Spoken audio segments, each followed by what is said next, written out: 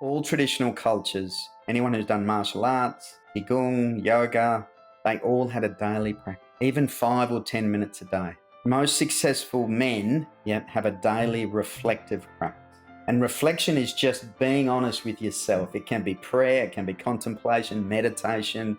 But if you haven't cultivated that, if you haven't cultivated your relationship with yourself through reflection, and through discipline, remember, true freedom comes from true discipline. You've got to have a daily practice. Otherwise, you're just looking outside yourself for the next career, the next purpose. If I leave this and become a coach, I'm going to be happy.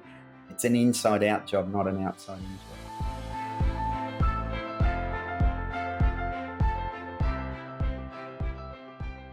Bodhi, I think you both and I would agree that most people want freedom in their life. But as you and I know through the men that we work with, most of the men are shackled by something or slave or not really experiencing the true freedom. In your experience, what is it that people have wrong when they are thinking about pursuing freedom? And what is the thing that's keeping them from actually breaking through? So freedom, the distortion of freedom. So on the hero's journey, if we think about the masculine energy and the feminine energy, the deepest desire for the masculine energy is freedom. And most men are in their masculine energy. The deep desire for the feminine energy is connection and love, connection and love. So we've got this polarity. And so as men, as young men, we think freedom lives outside ourselves. It's the fundamental driver of our masculine energy. And as young men, particularly in our 20s, we're looking for it somewhere outside. We go to India, we go on a surf trip, we go and perform because we think somewhere I'm going to find the Holy Grail. And again, the hero's journey is about searching for the Holy Grail. And what occurs is that as we explore this search externally, for some men, they realize that, it's inside of me. True freedom lives inside of me. The great story is the young man looks for the grail outside and then one day realizes it was on the bedside table all along. And all you have to do is the combination of the inner and the outer work. And so true freedom, and interestingly, that's the podcast I launched earlier this year, is the name of the podcast is True Freedom. Essentially, the two pieces to the puzzle. One is freedom from suffering, freedom from the inner critic, freedom from the triggers, freedom from all of the suffering that we experience in this human third dimension. And freedom is our innate state. So when you start to do the deeper work, when you really present yourself, you realize that deep inside of us, the essence of us is free to choose, free to create. And that's the dance. That's the hero's journey. Yeah, no, that's great. It gives us a lot to really unpack here. Just in that, first 2 minutes, right? You said so many, really key things here. I want to talk about the hero's journey. Obviously, I want to get back to this freedom from and freedom within. But you talked about the hero's journey, and we've had various conversations. We're 230 episodes in, so this has been touched on a little bit, but I don't think anybody has been able to go as deep as I know you can. I think when most people hear the hero's journey, they think of this mythological story, right? It's kind of a foundational story that so many great other stories have been built upon. I mean, you look at some of the early Disney stuff. You can even look at like the story of Jesus, and some people point to that as like the ultimate hero's journey. But what I hear you talk about a lot in the work that you do is that every single one of us is living our own hero's journey. Can you kind of unpack a little bit about what you mean there? Absolutely. And as you touched on, so all cultures, all traditional wisdom knew that there were these mythic and collective influences on us, the collective consciousness. And of course, the Joseph Campbell work, which has been highlighted many, many times. So what occurs in the collective consciousness is that we are informed by archetypes, we are informed by mythology, we are informed by more than just our individuated self. And the heroine's journey is different to the hero's journey. So what happens is that as men, particularly if we're in our masculine, is that there are these innate drivers. And again, the fundamental is this search for freedom. And there are different initiation points. And I think the contemporary hero's journey, as you touched on, we know this is informing us. The beautiful work, the integral work that Ken Wilber's done really nails an overview of the hero's journey. Because a lot of people, the Joseph Campbell work is about the departure and the initiation and all of those. But these are the 5 pillars on the hero's journey. Yep, and I'll explain them. I'll give them to you. So it's the wake up, it's the clean up, it's the grow up, it's the show up, and it's the open up. They're the pillars that every man, must lean into, to be the best version of himself. And that's all the hero's journey is. I work a lot with men who are married, children, mortgages, just guys, builders, lawyers. It's not about being the first guy to Mars. It's about, am I a hero? Am I being the best version of myself with my children, with my marriage, with my business? Again, because a lot of us think we've got to leave, to experience the hero's journey. Yet it's contrary to that. We're in it, whether or not we want it. Exactly. And one of the fundamental shifts, I had a client recently, Frank, who was, just so wonderful. So one of the fundamental shifts, a lot of people, when you're young, it's about do what brings you joy. The key is to bring joy to what you do. And so I had a gorgeous client, as you know, I work with men, and he, he's running a business, he's a busy guy. And he said on the weekends, I just noticed I was tired and I was really resisting playing with the children.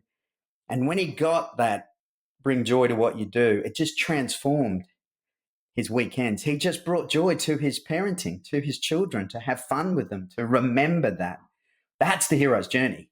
Yeah. It's like understanding that joy is not a feeling or an emotion, but it's an operational state of being that you can have, and you can be that in any situation. It's not something you're waiting to experience. It's something you have within that you have to bring to the moment. I love that articulation that you shared there. Yeah, exactly. That's exactly it. It's that joy, peace, and love. It's an inside out job. That's the journey. Yeah. These 5 pillars, I love that's just a simplified way of understanding this journey. The wake up, clean up, grow up, show up, and open up. I would assume that most of the guys hearing, I mean, we work with very similar, avatars of men. The guys out here are family men. Many of them are building businesses. They're maybe succeeding in the corporate realm, but there's a piece of there's kind of like there's this missing part, right? In these 5 pillars, where have you found that most men either get stuck or never fully break through? I think to your point, and it starts with the wake up. And again, this isn't linear necessarily. The big one is our identity. And there's a lot of, obviously great teachers out there now. Like as men, the wake up aspect is to realize that my identity isn't caught up in my career or my being a husband or being a father or being a lawyer or being a builder. We've got to wake up to the fact that we're more than that. That's what we do, but who we are. And I think that shift for a lot of guys, particularly your audience, if you can just reflect, the wake up piece is waking up to you're more than your identity. You're more than your pinhead. However, and that's why nature's so powerful. For most of us, particularly men, when we get into nature, we have those moments of presence and oneness. When we realize the mystery, we realize we're more than just our egoic self. That's a fundamental shift. That's it. It's the wake up. So it's, we all know these guys. We have them maybe in our life. Maybe they're a neighbor. Maybe they're our brother. There's something that's keeping them blinded, right? Like they haven't woken up. What I think I heard you say is that's the fundamental piece. That's the most important, is waking up, because once you wake up, the next 4 pillars are going to, I don't want to say they're going to fall into place, because you got to put in the work. You got to be willing to lean into some of these things. But what keeps most guys from unlocking that true freedom is they never get woken up. So how can a guy maybe hearing this, does life need to wake him up? Is there things that we can do to kind of wake ourselves up? Let's talk about that, because it sounds like that's the most important part here. So how can a guy wake up? Yeah, I mean, fundamentally change comes from inspiration or desperation. And so what we find is, and on the hero's journey, that we're closest to the Holy Grail at 16 and at 45. And at 45 is the midlife crisis. That's when a lot of guys wake up through the desperation of, I've achieved this, I've accomplished this, I'm still not happy. There's still that piece missing. It also happens through illness. It happens through divorce. It happens through, all of those areas in our life. My invitation and your question is, how do we inspire guys? How do we inspire men to wake up? And, fundamentally, I think the simplest way, particularly for men, is nature. Yeah. And that can simply be, if you're living in the city, yeah, it's not always easy, but there are ways to get to a park, to get to a tree, to get your feet on the ground, take your shoes off, get grounded, get present. Because what you're doing is, if you think about resonance, so Nikola Tesla, everything is vibration and frequency. Yeah, that's all it is, the law of resonance. So we resonate, Mother Nature resonates at our natural state. I think it's 453 megahertz or something like that. That's our natural state. Our resonance has been conditioned by busy life, emails, trauma, whatever we've experienced. And so, again, the Holy Grail is, how do I get back to my natural state? How do I resonate? Yeah, through all the practices we do. But one of the quickest ways is nature. Yeah. So that will give you, and as you know, like anyone who's been on a 2 or 3 day hike or a ski trip or a surf trip, where it's not just about having fun with your mates, it's about actually doing a bit of silence, a bit of reflection. Yeah. Silence and nature can be the most powerful way to just bypass the egoic pinhead. The thinking mind, remember, we have 80,000 thoughts a day, most of them are negative.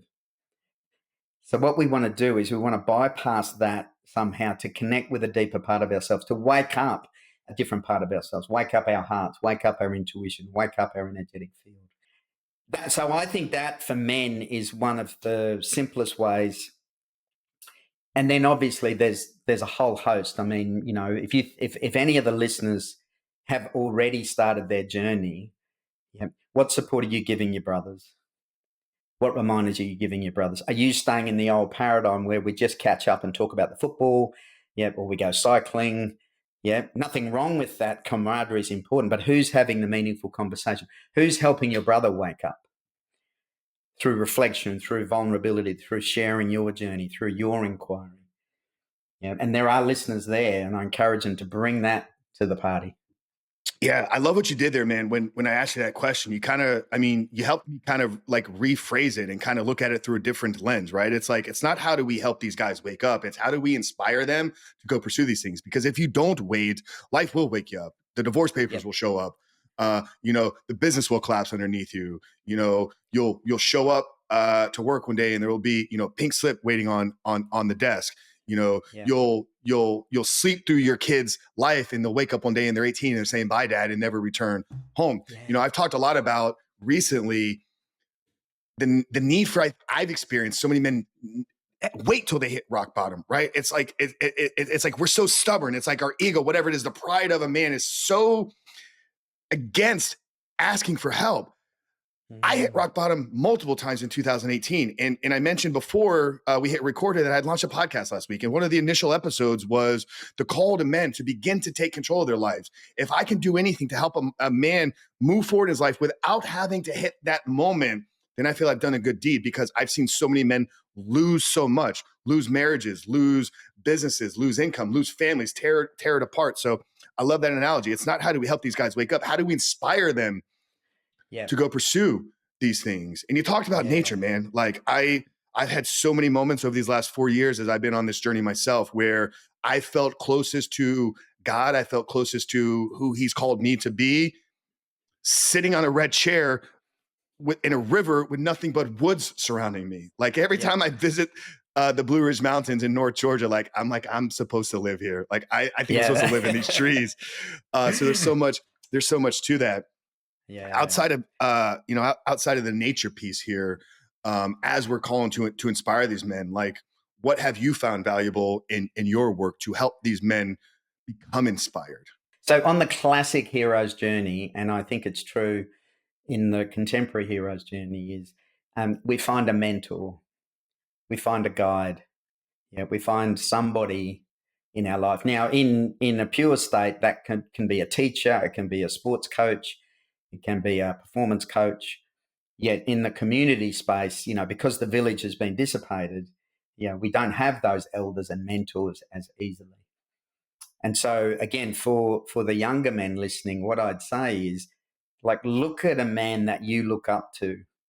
that you may know in your circle of influence, someone who lives true values, who may be leaning into marriage, mortgage, those sorts of things, and see if you can create relationships. And if you're, one of my big things, Frank, is that, there's the 55-year-old plus men in the white Western world need to own their eldership. It's not slinking off to the golf course and letting everyone else pick up the crap. It's like, you guys are the friggin' elders that young men need. You've got the time, you've got the money, you've got the affluence, and you've got the influence. And so the reverse of that, any of the men listening who are, in that situation, have achieved a certain amount in their life, become a mentor. Like, reach out, just your community, just your neighborhood. It doesn't have to be formal. Who are the young men who may not have that guidance, may not have that support? Because that's such a power. That's how we did it in traditional cultures. Men in traditional cultures sat around the campfire and learned from each other. Yeah, we had a great conversation. God, this is going back. It might be almost a year at this point. I don't even recall the number, but we'll get it linked down here for the show notes for you guys. But Matt Zapala. So Matt Zapala is a very successful entrepreneur here in the States in the insurance space, runs a big YouTube channel, money smart guy, wrote a book called Faith Made Millionaire. Matt talks a lot about the three guys that all men need in their life. They need a mentor. They need somebody that's guiding them, right? Like the person that they're learning from, the person that is, 3-4 steps ahead of them, and they're going to show them how to get there.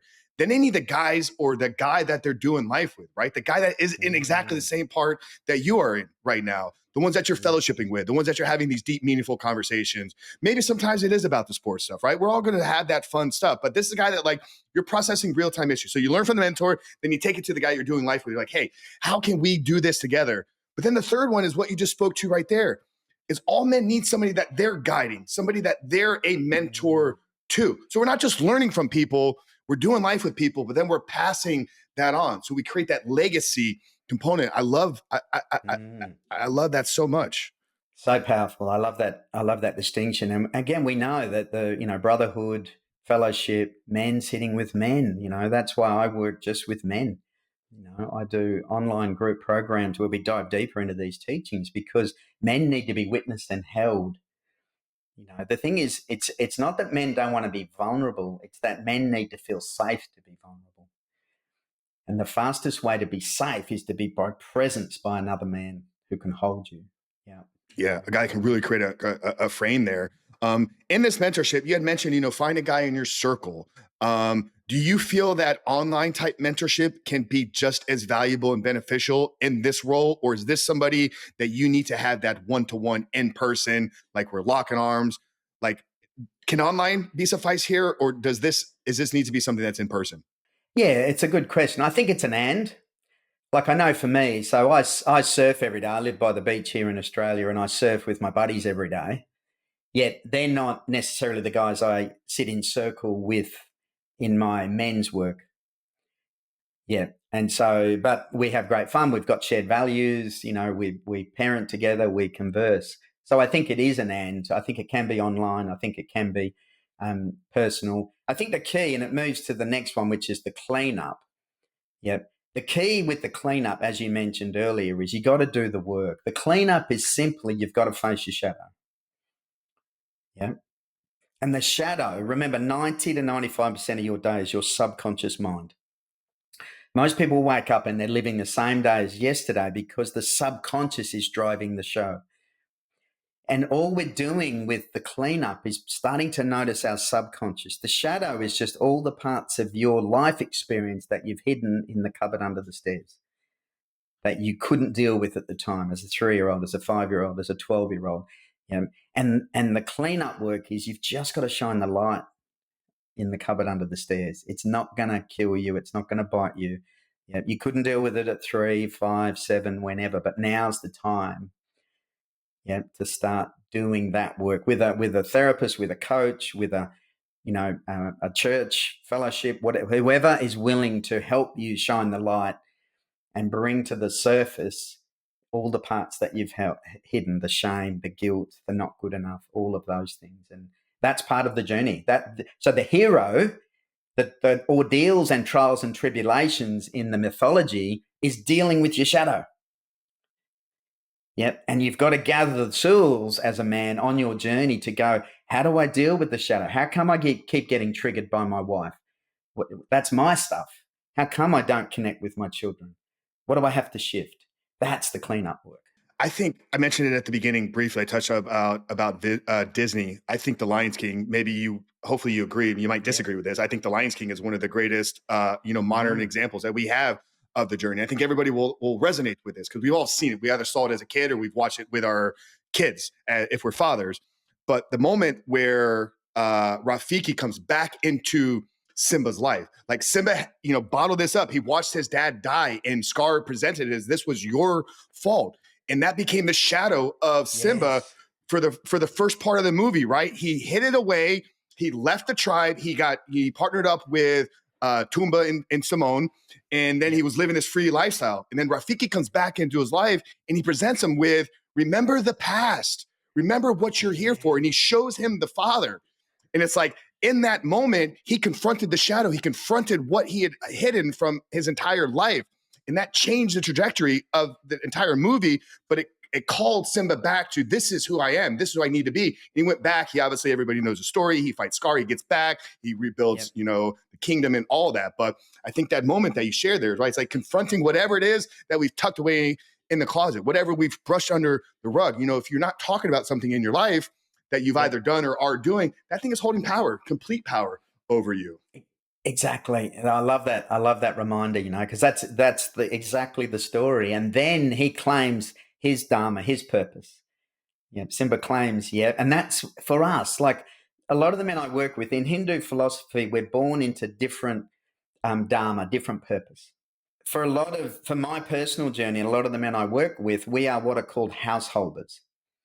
Yep. So we're born into a life of marriage, mortgage, business, kids. We're not going to be professional surfers. We're not going to be, amazing musicians. Yeah. And this is a tension for a lot of young men because, we think that's, where we're supposed to be. That's where freedom lives. But the truth is that the hero's journey for most of that householders is to fully be the father. Yeah, that you can be, fully be the husband, understand the masculine and feminine, learn how relationship. I listened to something recently where they were saying, it's like we're not taught any of this. It's like we need a course on fatherhood, a course on relationship, it's like, and so when you face the shadow, and your biggest teacher will be your beloved and your children. Absolutely. For those listeners who are in that environment, that's your biggest teacher because they're pressing, you're not good enough. That's the shadow. And if you don't deal with it like Simba did, if you don't face it, shine the light, get support, become aware, the tools are there. And the only thing we're ever afraid of is the feelings, the emotions. It's the emotion. And I don't know anyone who's died from feeling. But we weren't taught. Feelings aren't facts. Emotions are just energy. There's no good or bad emotion. It's okay to feel your anger. It's never okay to dump it on somebody else. But as men, one of the give backs that I do, I work with high school boys, teaching them how to feel their feelings, feel your anger. You're going to be pissed off with the world. You're going to be pissed off with your teacher. So find a way to move it. Go to the gym, get a punching bag, go for a run, have a scream, go for a swim, move, move, move. Yeah. And that's what we're afraid of. Yeah. Because we have repressed and suppressed, particularly our anger as men. Yep. We've repressed, suppressed, and then someone cuts us off in the traffic and we want to take their head off. Yeah. Because we haven't become emotionally resourced. We haven't learned how to regulate our feelings. And that's the shadow work again. Being able to lean into that and realize that that's the work, and it's doable. The tools are there, the support's there. Yeah, I love that you said that. For most men, their greatest calling is going to be being a father, and that's what they're here for. And I want to circle back a little bit to maybe the story of Simba, because I think it's in that moment that it wasn't just the relationship with Father Mufasa; it was a relationship with the father, right? Yep. Like the true meaning, the essence of father. Can you talk about the role that plays in this journey? The role that the men must have, not with maybe it is their father, but that the father, like the presence of the father. Can you speak Yeah. to that a little bit? Yeah, absolutely. And we can come back to the physical father. But if you think about what the father represents is the divine masculine. Yeah. So in Christ and God, is that's the divine masculine. Yep. And then there's the divine feminine, which again is in us. It's in men and women, yet most men are more in their masculine. And how it works is that if we don't embrace the qualities of the father, the divine masculine, yep, which is all of the qualities of the, fundamentally of being able to hold space, fundamentally of being able to take action, about contribution, about agency, about accountability. All of these are the aspects of the father. Yeah. And the feminine is about the flow. The feminine is about collaboration and connection and, those types of things. Yep. And what happens in the third dimension with the representation of the father and our father is, and this is such a big issue in the Western world, so many boys didn't have fathers who weren't fathered, didn't have the tools to be a father. On the hero's journey, Frank, the fundamental thing is that the deepest desire of the father is forgiveness. And the deepest desire of the son is to be seen. Yeah, and that's the hero's journey. And it's an inner journey. Every young boy is wanting to be seen by their father, by the divine father. Yeah. And again, it's coming from inside out. That's the journey. And every father wants to be forgiven for, again, going back to Christ's teachings, forgive me. What role does a man understanding his feminine side play in this journey? Yep. Yeah, and it's so important to integrate the masculine and feminine. And we're seeing this in the political world, in the business world. I work a lot with business leaders as well about how do I integrate the masculine and feminine. And so if you reflect, and on the hero's journey, there are 5 key initiations into our feminine. Yeah, again, which we probably won't have time to go into now. These initiations, which are rarely taught these days, yet our relationship with the feminine and our relationship with our feminine, if you think about it, so the feminine energy is everything that flows and everything that moves. It's like the ocean. It's moving. It's hot, cold, wild, constantly in movement. The masculine energy is that which presences the feminine. It's the consciousness that witnesses the feminine energy. So it's a little bit like the river is the feminine and the riverbanks is the masculine. Now, I work a lot with business owners about flow states. And I've worked with elite athletes because flow states, which is a big conversation, as you know, particularly in the sporting world, we realize that people can get into this state of flow. Yeah. And in the sporting world, you talk to anybody, elite athletes, they'll all say there's that place where I'm just in the zone. Yep, I'm in the flow. I'm not thinking, it's intuitive. And now there's more work about how do I bring that into business? Well, the truth is, with the practices I teach, you can live in the flow state, but it's how much scaffolding, how much river banks do I need in my life as a man? And how do I let the feminine energy of me flow? How do I let those qualities flow of collaboration, of connection, of caring? And you can have the busiest day in the world, but if you get that mix right, you're just in the zone. You will be so productive. You will be so connected. And that's where presence lives. As you know, it's a foundation of my teaching. Presence is the integration of the masculine and feminine. Yeah, I love that analogy that you gave there with the river and the riverbanks. The river being Yep. the feminine, the banks being Yep.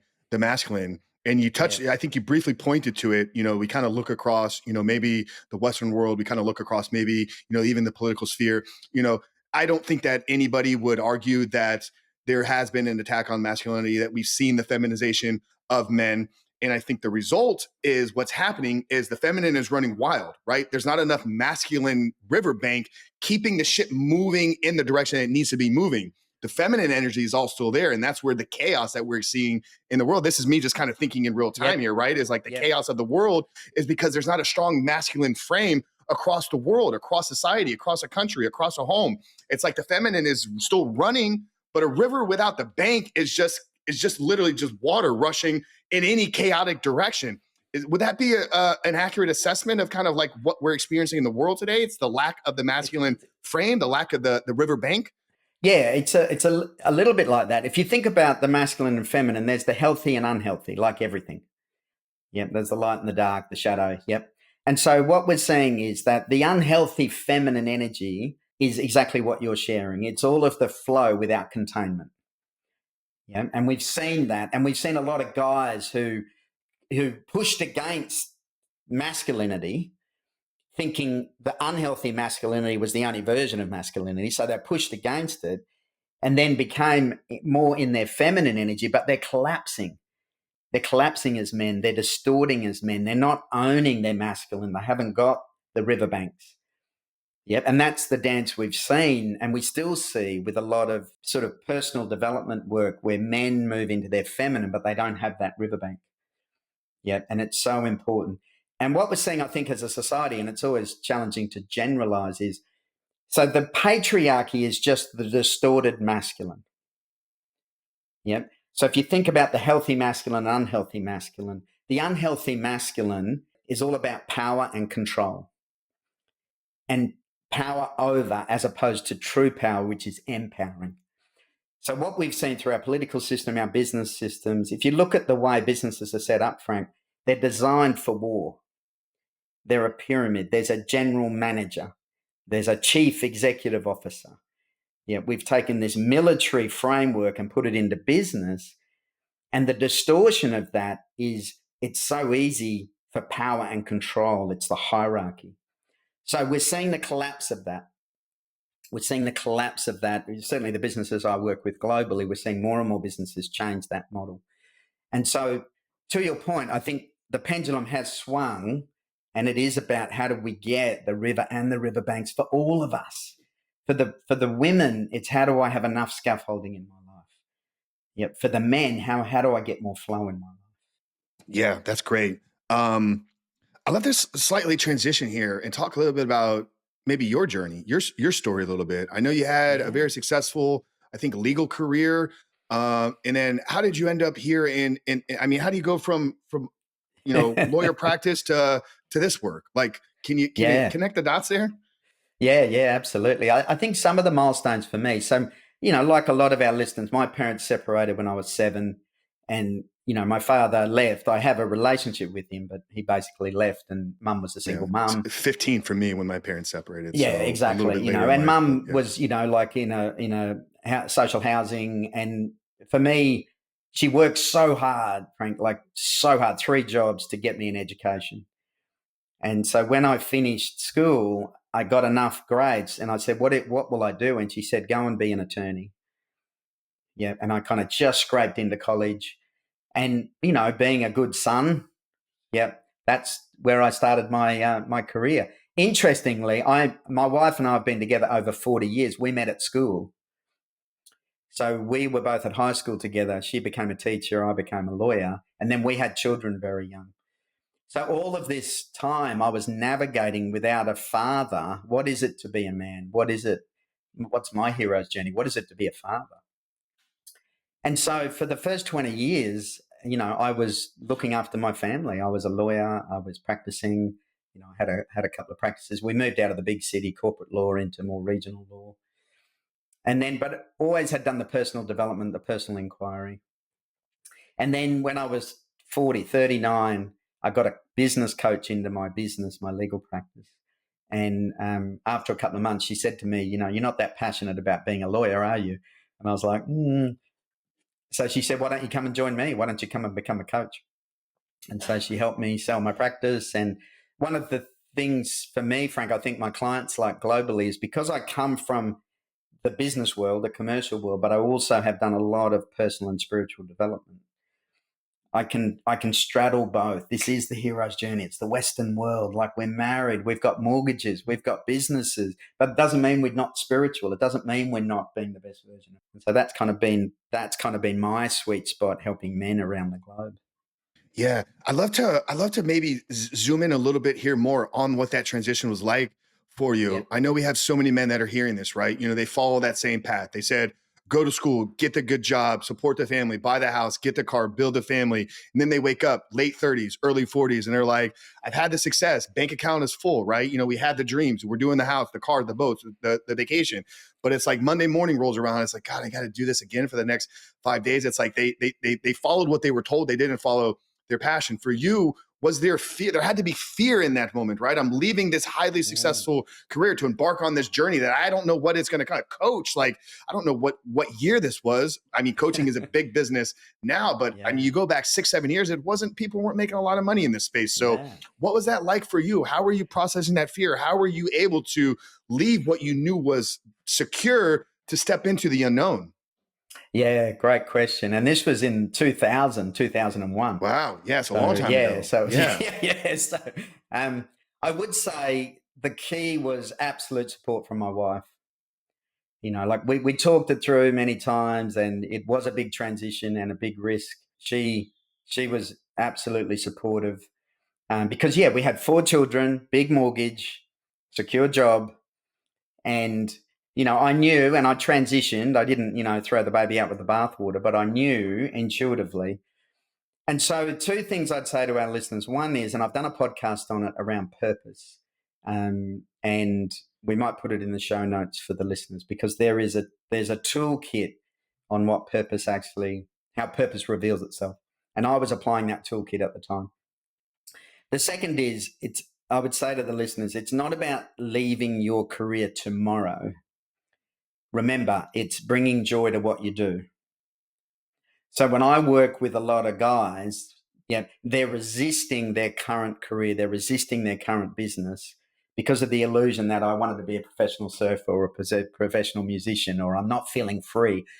And so do the work first, and the transition. You've got to start doing the work. How do I tap into joy in myself? Like you say, states of being. How do I really start doing a bit of the shadow work to connect with freedom within myself? And then these tools of manifestation around purpose, just a short summary, and this is what I did, is there was fear. And as you know, as men, whenever we get to the edge of our comfort zone, fear is the reason most people pull back. And the dance is between courage and conformity. So most guys stick with conformity. They don't have the courage to lean into their edge. Like you've done the last 4 or 5 years. You've been leaning into your edge, not radically, not foolishly, but honestly. And so for all of the listeners, if you don't feel your edge every day, you're not living. And so I leant into my edge. And then the simple tools are that, firstly, you've got to develop a daily practice. And what I teach is presence.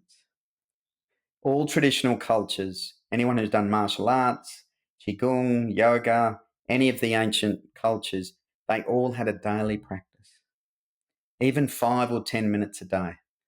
Most successful men have a daily reflective practice. And reflection is just being honest with yourself. It can be prayer, it can be contemplation, meditation. But if you haven't cultivated that, if you haven't cultivated your relationship with yourself through reflection, and through discipline, remember, true freedom comes from true discipline. You've got to have a daily practice. Otherwise, you're just looking outside yourself for the next career, the next purpose. If I leave this and become a coach, I'm going to be happy. Or if I become whatever it is, it's an inside out job, not an outside in job. Do you think a lot of people are missing the mark with pursuing happiness? Like, is happiness a worthy goal for us to pursue? Or is it more going to be a byproduct of us showing up in joy, us pursuing passions? We're going to be happy sometimes. We're going to be sad. We're going to be angry. Are too many people missing the mark by setting the target at, I want to be happy? Yeah. It's a great point. Life isn't about being happy. Life is about being authentic. It is about mad, sad, glad, scared, all of the emotions. Being authentic. What sits under the emotions, as you pointed out earlier, are the states of being. So the true states of being are joy, peace, and love. That's the platform from within which we experience happiness, we experience sadness, we experience anger. Whoever's up there, Frank, didn't just go, I'm going to give them emotions to mess with them. Like, they're important tools to guide you. Your emotions are very, very important tools. Yeah. And we're sold that life's about being happy all the time. Good luck with that. I haven't met that person. Yeah. Some of the times I'm most happy is when I was sad the day before.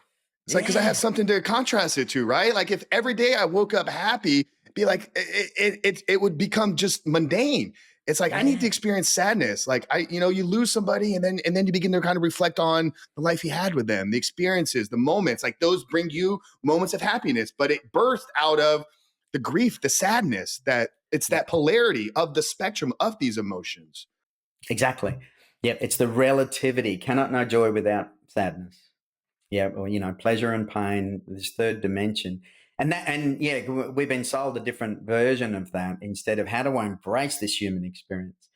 This is the hero's journey again, the trials and tribulations for the hero. Slaying the dragon, yeah, it was the ability to deal with your shadow, and that's going to come with all these emotions. You said something right at the opening, and that's for us, our innate state is freedom. And I instantly thought of like a young child, right? So like just Yes. pure bliss and joy, just operating like running out of the bedroom just butt naked. And like they don't even care. It's like, look, right? It's like just that moment of just like just real freedom, man.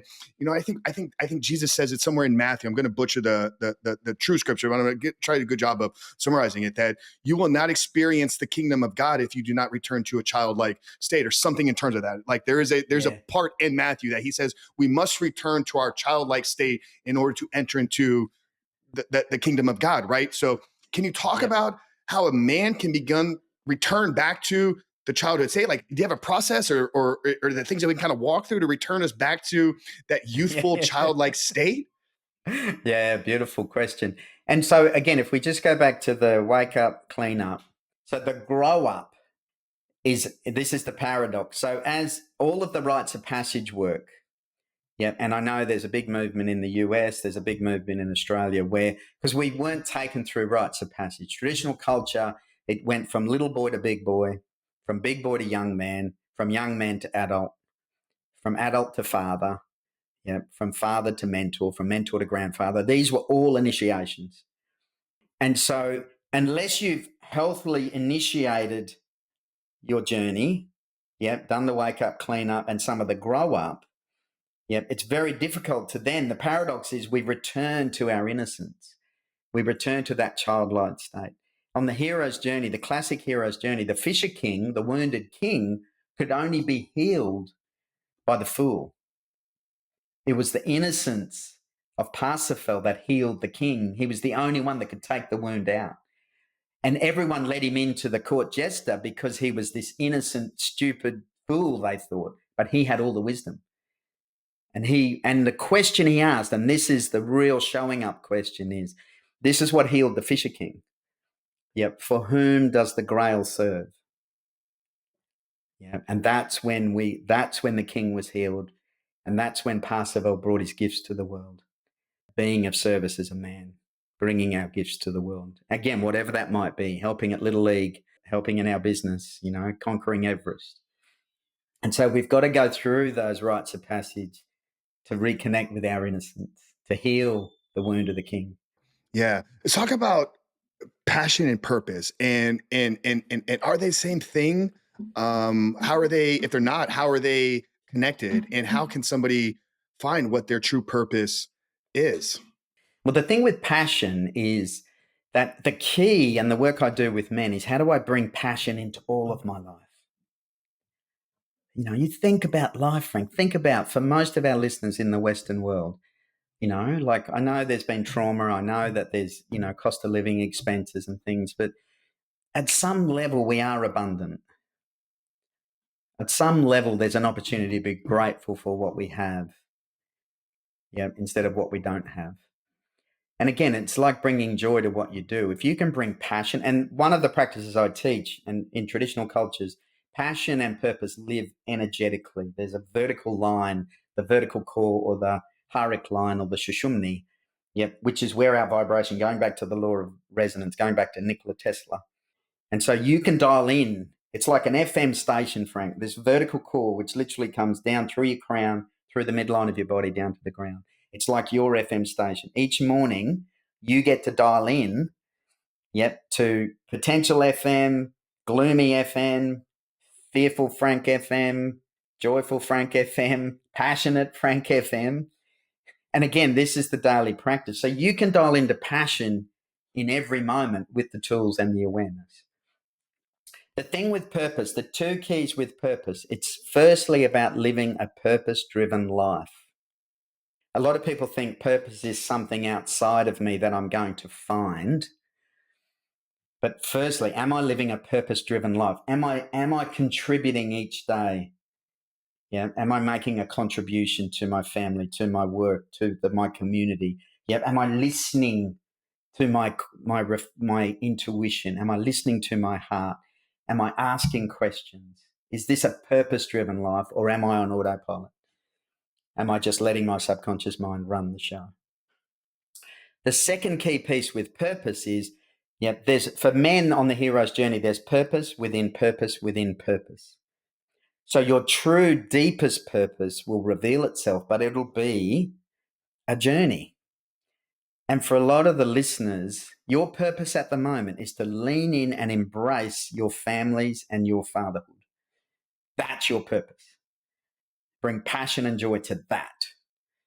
It doesn't mean you don't have time with your friends. It doesn't mean you don't play guitar and goof off with your mates, but that's your primary purpose. Then live a purpose-led life. Listen, do your practice, follow the energy, open your heart, meet people, see what shows up.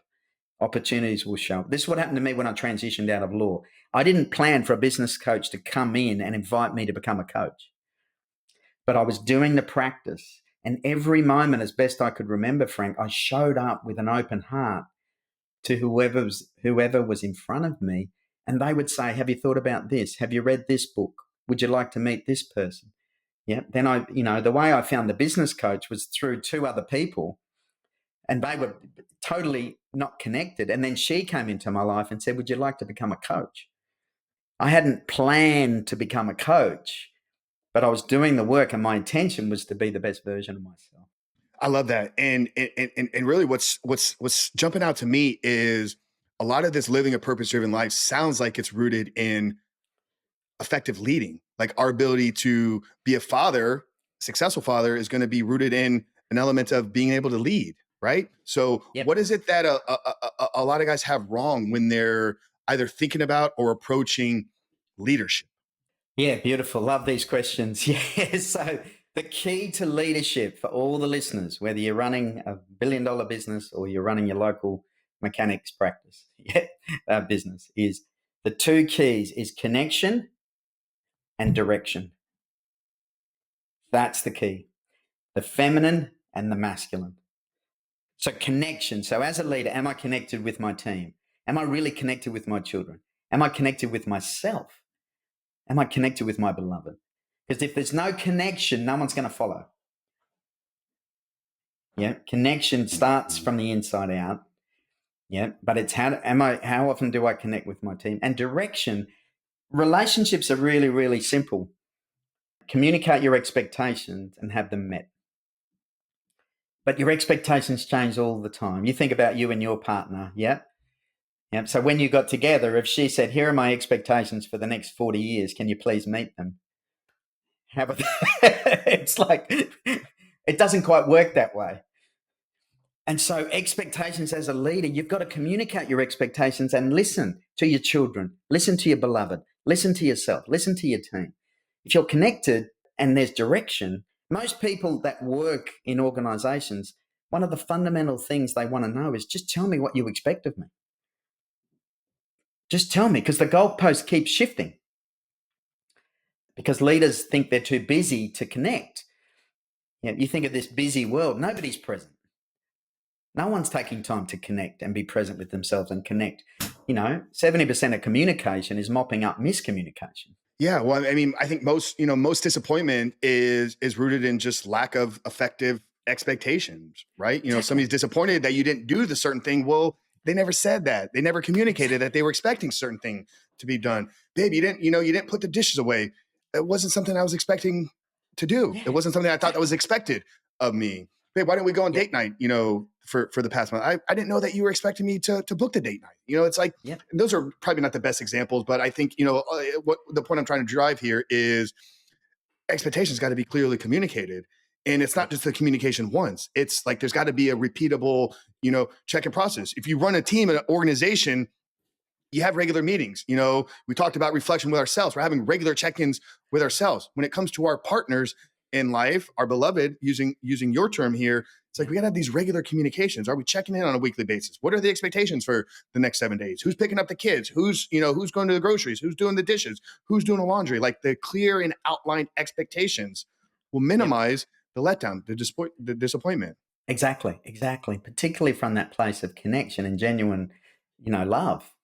It's like, yeah, I want to get clear. I want to understand. So the direction piece is the masculine. The masculine is all about agency and strategy, yeah? And the connection piece is the feminine. It's all about collaboration and community. And so that's the key. Absolutely incredible, man. I want to get, maybe tactical here as we kind of wrap it up. For the guy out there, maybe, he's feeling some resistance in his life right now. Maybe he's a little bit stuck, maybe he's had that wake up, but he's like not sure what the next move is going to be. What's 1-2 thing that a guy hearing this right now that is trying to break through, that is trying to get unstuck? What's the best piece of advice? What's the first thing that he needs to do after hearing this conversation? Yeah, it's a great question, and it's tricky to narrow down. What comes to me is, again, just to circle back, it's almost like, is there another man that you can talk to? Is there another brother who you just feel safe enough, or you've seen, who you can just ask that question that you've just asked? Because a lot of the work is, if you ask the question to the right person, they'll be able to give you that guidance. And failing that, just get into nature and take a notepad and just start reflecting. Start, put the consciousness on loudspeaker and just reflect. I wasn't expecting to ask you this, but this it sparked me with what your answer was just there. Tony Robbins says the quality of your life is going to be dictated by the quality of your questions. The questions you ask yourself, the questions that you ask others. I speak with dozens of men on a weekly basis, and 90% of them ask me the same 5 poor questions. And I'm like, you're not breaking through in life because you're not asking the necessary questions. Have you experienced that most guys don't know the right questions or aren't asking great questions? Yeah, it's a good reminder. Yeah, and most of the questions we ask are in the negative. They're closed. Yeah, instead of the possibility, the open question. Yeah, how can I be the best version of myself? What are my blocks? Those things. Yeah. And again, I'm a big fan of some sort of journaling, and that's just a notepad and a pen. Only because you're starting to build a relationship. Yeah, that's right. Exactly. And there are different contexts to it, but you're starting to unpack that train of thought, and you'll start to see the questions that you're asking yourself. Yeah, and see whether, are they negative, are they limited? Why am I not good enough? Why am I the poor guy who never gets the girl? Why am I not have enough money? They aren't the questions. That the bigger questions are, how can I be the best version of myself? What is in the way of me receiving abundance? So yeah, great reminder. Yeah. Bodhi, this has been incredible. I want to drive it home here. We'll wrap it up with our last question here in a minute, but tell the guys where they can connect with you. If they're interested in maybe exploring some of your other work, we are going to get that Purpose podcast link down in the show notes. So you and I will touch base offline here. Make sure I get that link, but we'll have some things linked down there for the show notes. But where can guys find more about you? You mentioned a podcast here that you recently launched, the True Freedom Podcast. Tell the guys the best place to find you and maybe what you're excited about upcoming here as we're approaching 2024. We've got a whole year, 12 months. What's exciting and on the front for you in the next coming 12 months? Yeah, fantastic. Yeah, so we're giving a free giveaway as well. We're giving the video series on how to create presence and flow. So www.bodhialdridge.com/freedom and flow. It's a short video series I put together for the listeners so they can start doing some practices, start exploring this for themselves. And for me, it's interesting moving into 2024. What I noticed in the US recently, there's been a summit that about the crisis of men and boys in the US, and it's interesting. I got to participate and listening to what's going on there. How many young men, fathers haven't got the tools. So for me, what I'm feeling is a real calling, Frank. And if I really lean into being of service, my mantra, I'm 61 and my mantra is don't die with the music in you. So my calling to all your listeners is don't die with the music in you, guys. Come play, be the best version of yourself. Come. I'm the Pied Piper for my community, and find your community. We got so much music to play as men, so much to give our children, our beloved. Let's do it. God, that language you're using there is so important and so key. Play, return back to the childlike state, enter back into the kingdom of God, return back to your natural state of true freedom. It can only be done through the act of play. Boom. That's how we're ending it. Mic drop. That's it. Woo, let's go. Bodhi, brother, last question here. We end every single episode with the same and final question. Obviously, the title of our show is called The Superhuman Life. And for me, we're 230 episodes deep at this point. I've had almost 5 years of really understanding what living a superhuman life means to me. And here's my short description, right? Is I do believe we're all put here for a purpose. There's a calling on each and every single one of our lives. And I think most of our listeners would agree with that statement. Most people understand that this life is more than just what we see and experience, that there's a calling, something we're supposed to be doing. I think a lot of people stop there, though. They're like, yeah, there's a purpose for me. God's going to help me fulfill it. It's going to kind of unpack itself. I think it becomes superhuman when you're intentional about the development of those God-given skills, the unique things about you that are tied to that purpose, and then bringing it to service of others throughout the world. That's how I define living a superhuman life. But I'd love to get the guest take. So Bodhi Aldridge, as we end today's conversation, how would you define living a superhuman life? Yeah, beautiful. So if you imagine the world is an orchestra, and this orchestra is constantly playing, and there is one note that is you. Yeah, to live a superhuman life, just play that note beautifully, divinely, innocently, lovingly. Just play your note in the orchestra. Beautiful, man. I'm so glad we got connected. I feel just a deeper connection than just two dudes having a conversation. So honored to have been connected with you. So grateful to share you with the audience here, guys. Make sure to connect with Bodhi. We'll link down the podcast. We'll link down the free video training. Guys, and if you got value out of this conversation, you can continue to support us. We've seen tremendous growth here over the last few months. I mean, we're cracking the top 100 every single week on Apple, which is no small feat. We're talking millions of podcasts in the US. We are in the top 100, guys, and it's all because of you. So if you want to continue to see us rise so we can bring on more guests of Bodhi's quality, share this show with as many people as you possibly can. And if you haven't done so yet, head over to Apple, leave us a 5-star rating and written review. But for the man himself, Bodhi Aldridge, your host, Coach Frank Rich here, we love you guys. We'll see you next week.